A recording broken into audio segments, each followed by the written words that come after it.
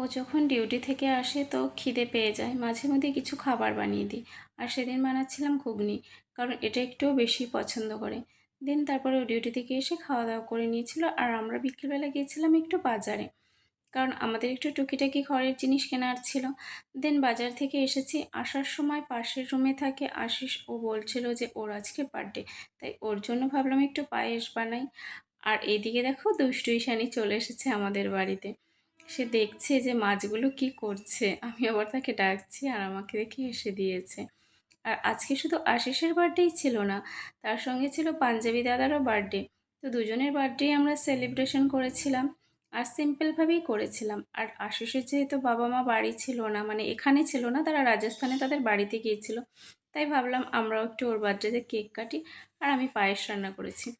তারপরে পাঞ্জাবি দাদা একটু লেট করে এসেছিলো, তাই তার বার্থডেও করছিলাম। দেখো, আর ঈশানী দেখো, তাকে কেকই কাটতে দিচ্ছে না, সে বলছে না আমি কাটবো।